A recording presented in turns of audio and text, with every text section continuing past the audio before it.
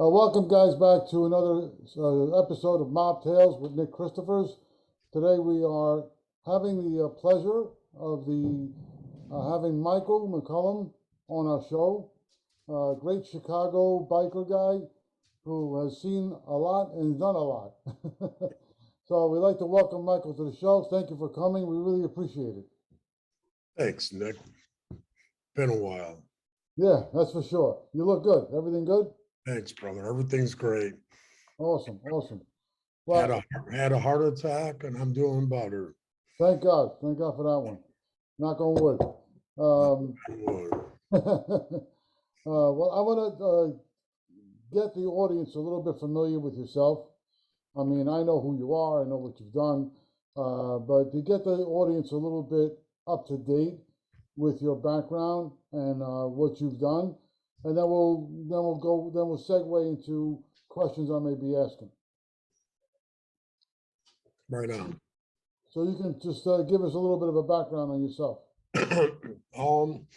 I'm 53 years old. I'm like 10 miles south of Chicago.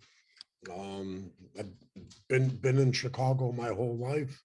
My father was a one percenter biker and part of the Chicago outfit, and he just passed away. So, and he did a lot of Fed time and state time. And I'm an ex-Hells Angel from Chicago, and we were involved, in the early '90s in the largest outlaw biker war in Chicago. Was the Hells Angels against the Outlaws.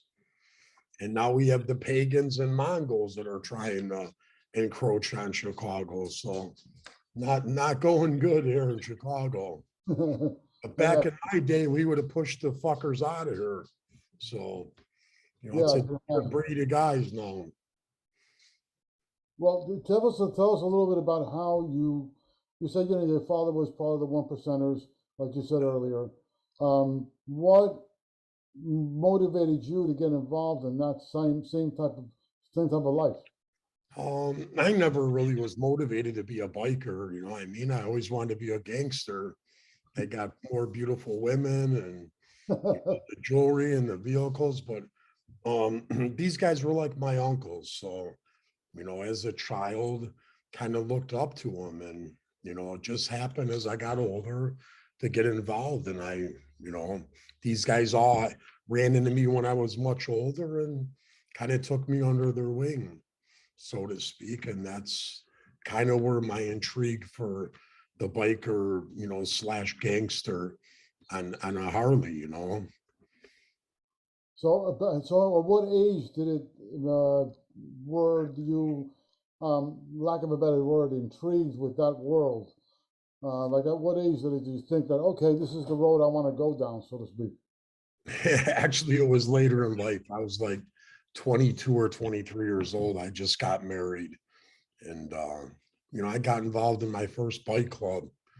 There was a problem with another bike club, and I backed these guys up, and they liked me and knew I wasn't a punk, and they took me in their organization. Well, prior to being 22, you had some, experience on the street, obviously. Yeah. So, but not at the biker level, at a different type of level. Right. Correct? So, right. But did you ever get pinched prior to that? In between? No, I didn't catch a felony till I was much older in my bike club years. I was in my late 30s, I believe, and it was off for, fire discharging a firearm at an opposition bike club. These kids nowadays, man, these guys join, they don't know, what it's about. Half these kids ain't carrying guns, or, one of them has a felon and they're scared. And listen, man, you know what you're joining up for, Right. you know what it's about, you know what the world's about. Live by the gun, die by the gun. You know what I mean? Don't let your brothers die. Protect them at all costs. These kids now, don't have a fucking clue. Well, it's interesting you say that. What you just said was very interesting. if you were to compare, because I've heard this saying before, would you say that biker gangs have more of a closer brotherhood than the mobsters themselves? Sure, You sure. know, I mean, what what listen, what what do you listen, think? What do for you you, think is the reason for that? I think it's the camaraderie, man, and the adrenaline, and you end up falling in love. You don't have to love your brother. You don't have to like him. You got to love him. And a lot of these guys came from the military. You know, a lot of outfit guys, they don't come from the military. How many guys have been in the military? Very few. So they don't have that structure or look for it. In a bike club, you're going to kill and die for your brother. Usually in the outfit, usually your brother's the one leading you to to your two bullets behind the ear. So again, man, in order for a bike club to purge one of their own, there's got to be a problem, major, and you got to bring it up with all the charters, man. You just can't go whack one of your brothers. Better be a good reason. So let me understand this. So in the biker clubs, their philosophy or their rules are a lot more different than the outfit, so to speak. Oh yeah, the bylaws are way different, man. You can't fuck your brother's old lady. You can't steal from them, and you can't lie to your brothers, man. If you do one of those things, you're probably gonna, you're gonna catch an ass whooping, to say the least, and probably your tattoos burned off and your head beat in, and excommunicated or killed. You know, Wow. Is there now, because I don't know much about biker clubs too much, but what is there an initiation that is expected if somebody wants to get in with the club? I can't get in that part of it. I mean, listen, each club's different. I was a Hell's Angel. We were the highest, most classy club in the world. And you did what you had to do, man. I got my patch in 3 months to kind of, you Yeah. know, and I got it from going to New York. And I didn't like the pagans, put it that way. So, I had fun and got my patch and came back to Chicago, and we were at war with the outlaws, man. Oh, So so basically a patch is similar to what a guy gets his button, so to speak.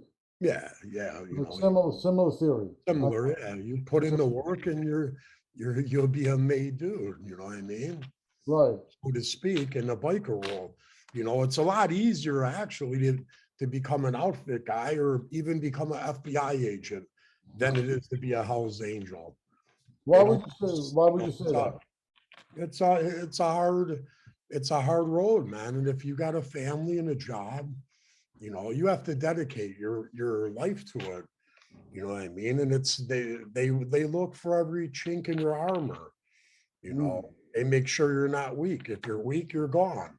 See you later. right. But do you think the Hells Angels, they've been around longer than any other club, am I correct? Yeah, there's another club in Chicago. They claim that they're from 1935 from McCook and all that bullshit. But yeah, the Hells Angels have been around a long time, and I don't think they're going nowhere anytime soon, especially with the Mongols. They're in the pagans. But again, like I said, man, not calling any clubs pussies or anything, but yeah, most of them are pussies now because these guys wouldn't be in town when I was the sergeant at arms. But then again, you had guys like Chuck Zito, he might smack them on the ass. Yeah, I'm not gonna touch that one. Yeah, Chuck Zito's gay, man. We all know. That's pretty funny. Uh, but when it comes to the outfit, I know the outfit has worked. Sometimes has worked with biker gangs, let alone, and sometimes butt heads with them. Right. Um, were you ever in the middle of either one of those kind of incidents? Yeah, I used to, my mother was born in Italy, man. So I walk both sides. But I used to tell my guys, we don't answer to the guineas or nobody, man. You know what I mean? We do what we want to do, you know, that's it, you know, but in Chicago, there's a mutual respect. But at first, when the Hells Angels came here, there wasn't, you know, because there was another club that, you know, they dealt with the outfit here. You know what I mean? So Chicago, we got our shit together and then we did. So it was kind of a symbiotic relationship. But again, man, we didn't fear none of them or take orders from them. You know, we did our own thing. All right. Well, so I mean, now you are out of that world, Yeah, that's not my if role. I'm correct. So, Yeah. I mean, do you miss it at all? Nah, I miss beating guys over the head with ball peen hammers sometimes. No, I'm just kidding. No, I don't miss it, man. I'm a film producer. I'm a grandfather, and I just got engaged. My old lady's a nurse. I had a heart attack, so and I lost my daughter 5 years ago to an overdose. 19 years old. So, we talked That's about that. And terrible. I'm Yeah, sorry about John Light's daughter, yeah. A-Light's daughter. We talked about it. And, it had to change my life or I was going to end up back in the prison, man, or kill, or be dead, So I'm a film producer. I just filmed a movie, just finished it called Hideout. It's a psychological thriller.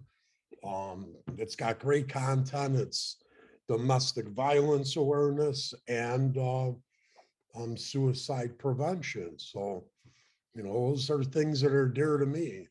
I lost some people to suicide and, I went through a little domestic stuff myself growing up. And, I'm kind of going through a little case right now with a girl saying I texted her or something. So, it is what it is. Wow, that's crazy. Okay. But my life comes full circle. Hmm. It is what it is. So Oh, basically, right, so you would think, right, so you would say right now you're in a good place oh, compared to where you were. yeah, I couldn't Um, be happier, Nick. It's it's great. I got huge actors reaching. I'm not going to be a name dropper, none, but I got huge people reaching out and want to work with me, and my name got around pretty quick. So, and I got other people I'm going to do projects with, and I got 3 more movies right away and a documentary, my documentary I'm going to do. And you remember I was doing my book. I'm mhm. still doing my book. I was fucking around. I shelved it kind of, but now I'm getting serious into it because I feel like the ending's pretty much here, man. If I died tomorrow, man, I had a hell of a life. Yeah, God forbid. God forbid. Yeah, yeah. But you Right. still, but from what I understand, you still do have some, some communication with some of the guys on the street, that you're still friends with. Yeah. Yeah, I mean, is that an awkward thing sometimes when because you're not in that world no more, that Not you, really. that you bullshit with them every now and then? Is that awkward at all for either one of you? Nah, not really, because like I say, man, a favor will kill you quicker than a bullet. My friends don't ask me for favors. I mean, if there's a problem, it's got to be really well worth it for me to get involved. And I don't really do that shit no more. I don't need to collect money or play games. I'm pretty well, set financially because I busted my ass my whole life building high rises in Chicago as a union labor foreman, and then I got my production company, and I don't claim to be I'm somebody. I'm not like, that fucking idiot in Florida. Billy Shaw is his name, or whatever the fuck he calls himself, the mob king or mob clown. I had an incident with him down there, and a couple of his stroke associates that called their it's my shepherd called themselves gangsters, but that kind of switched the gears and got me into this game, so to speak. The film industry, because I seen how people were, they were getting investors and they were, jerking off the investors' money. I fund my own shit, man. Well, it's a good way to I do don't it. get investors. I don't play that. and I got distribution, man. I'm a Chicago guy. I make shit happen, you know. I want to be wealthy. I don't do this for a game, you know. When I Mhm. do something, so to speak, I try to knock somebody out. I don't, you know, I don't do it half-assed like you, Nick. You got your movie Destins. I mean, I can't wait to see it, you know what I mean? And Me I know too. you put a lot of work into it. Yeah, that I did. But If a question I wanted to ask you also is, if you were, what's going on right now in the world? You know, with Chicago, with the outfit, which is, I think, almost gone pretty much. yeah, Um, if, I mean, how do you view, you know, the OC activity in Chicago or in the U.S. in general, how it's changed so much? Do you feel, in your own personal opinion, that it's on its outs pretty much, or do you think it's going to revive itself? um, listen, Chicago is like a chameleon, man. They'll always adapt and overcome. But yeah, these guys ain't like they used to be, man. They're all bubblegum mobsters. That, you know, one guy, I know this guy, I know that guy. Listen, if you know somebody, you don't say who the fuck you know. You know if you know. But Yeah, other than that, they're not on shit. You know, it's not like it once was, you know, and like the five families in New York. They ain't listen, it seems like snitching is the way to get likes on Facebook, I guess, man, on the East Coast. It's all accepted and they all live in Florida, man. I was gonna move to Florida, but I don't know, man. Maybe I gotta rethink it, you know. But no, I never beefed on nobody, no clubs, no Italian associates, and none of that shit.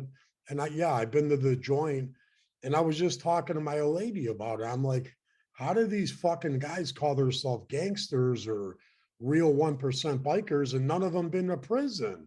So either they're working with somebody, or you know, they're not putting in work for their organization, and that's right. just how I feel, man. You Well, know, when it comes to the biker clubs, they're not on the decline. They're actually no, still fuck no. stable. There's such a resurgence, you know, here in Chicago. They're recruiting huge, man. You know, they want ex-military guys. There's a huge war. The Hells Angels and another little club called the Outlaws, I believe they are their name of them. And they got together and they're trying to push the pagans and Mongols out of Illinois, which isn't going to happen. You know what I mean? They let them get her. They've been here 3 years. Now on the 23rd hour, they think they're going to push them out. Not going to happen. You know, Wow. they're all over. You know what I mean? And they're shooting, man. They're not playing. And you know, again, the Mongols recruited from the West Coast, from their rat president, you know, Doc Cavasso.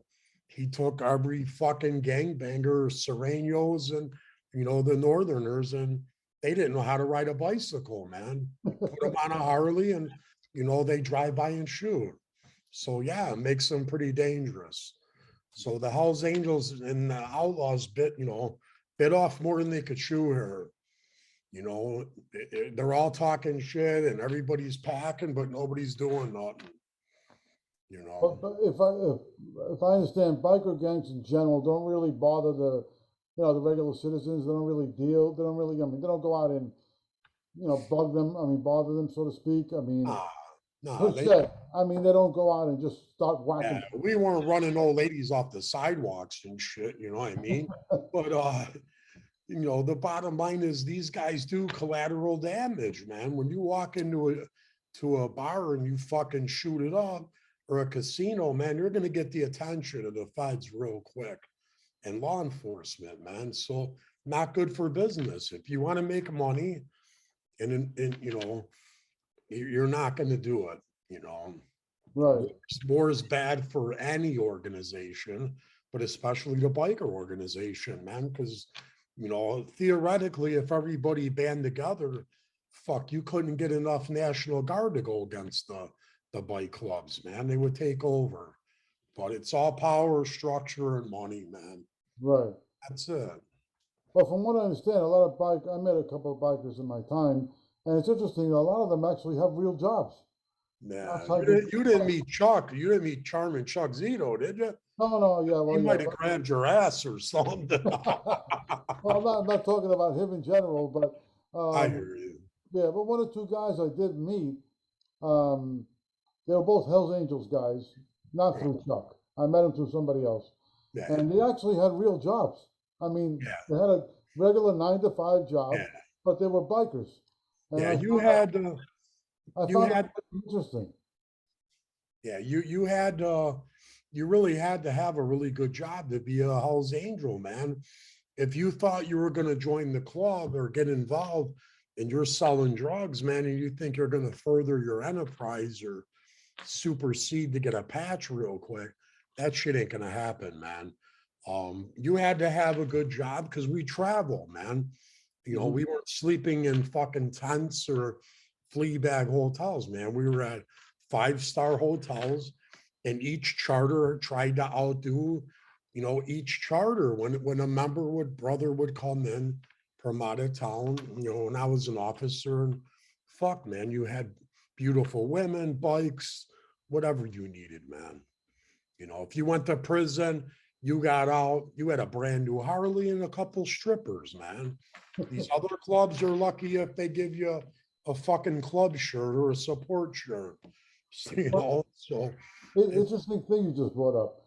Now, well, this used to be with the wise guys, but not anymore. I mean, that died. This died out a long time ago. But if one of the Hell's Angels guy has to go away, does the biker club take care of his family while he's away? it's hard to speculate. Other clubs, no, they'll try to fuck your old lady and have your kids calling them daddy. But when I was a Hell's Angel, yeah, if you're an officer, they'll take care of your family. You shut your mouth and don't rat on your brothers, and you'll be taken care of, man. Usually, in any organization, but it Uh, doesn't happen that way nowadays. You well, know, not nowadays, but I meant like right? back when you were around. Yeah, when I was in the club, man, my brothers, but when we got locked up, it was taken care of. And I made sure each one of my brothers had 10 grand from our club, our club funds. That way, if somebody, got arrested or whatever, God forbid, man, we had 12, 13 members back then that had 10 grand at each one of their houses. So nobody sat in jail. You know, Hmm. there was no bullshit, man. Money wasn't a problem. You know what I Ah, mean? okay, interesting. Well, right now, man, the Hells Angels are in how many states in America? Oh man, I couldn't even speculate. There are not. Listen, I kind of lost interest in these clowns. Man, they got them in China and fucking Beirut. They got them in fucking Egypt. They're probably in Taliban now. So man, I don't. Wow. It's hard. It's hard to Back in my day, it was one man, one vote. I never would vote for one of these fucked up chapters in another or charter in another country like that. So, it's kind of funny, man. They're in Africa, Mexico.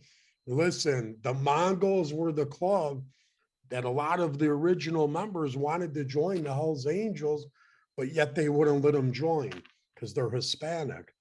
But yeah, Hell's Angels and Outlaws have brand new chapters in Mexico City, which is fucking beyond me, man. Yeah, that's So kind of weird. again, man, my head's spinning. You know Yeah, what I sure. mean? Yeah, yeah. Well, I'm gonna just ask you a quick question before we close out the session. Um, I'm sure you've seen the movie Bronx Tale. I'm sure you did, Yeah. right? Those Okay. were all Hell's Angel members in that scene. They're all New York. Now that scene, now you remember That that was scene. Bonge and all my old guys from New York. So you knew some of the characters in there. Yes, I did. Oh wow, look at that. Now Yeah. that whole scene, of course, it made the bikers look like they were weak because they got their ass kicked. Now, did you think that would have really happened in real life? Would Um, have went down like yeah, that? yeah, man. I got some Italian crazy friends and I'm nuts. If I wasn't a biker, I'd just lock the door and I would beat the fuck out of every one of them. You know what I mean? But yeah, I mean, yeah, sure. It's just not, fiction in a movie. Shit like that goes on. I mean, they do have respect for the outfit. They do know they don't fear nobody. So and the Italians know the bikers don't.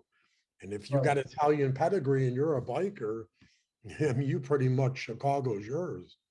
Wow. Oh, like yourself. So you're half Irish, half Italian. Yeah, yeah. Right. My father Okay. was from Irish, and my mother was born in Calabria, Italy. Oh, interesting. Okay. All right.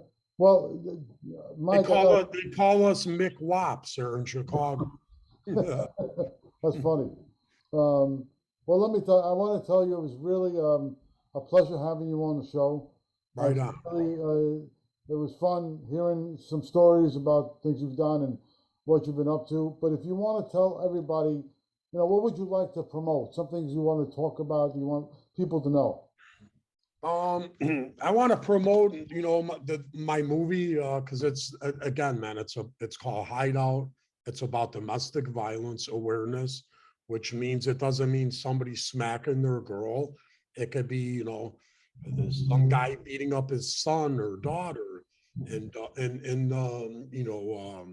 suicide prevention.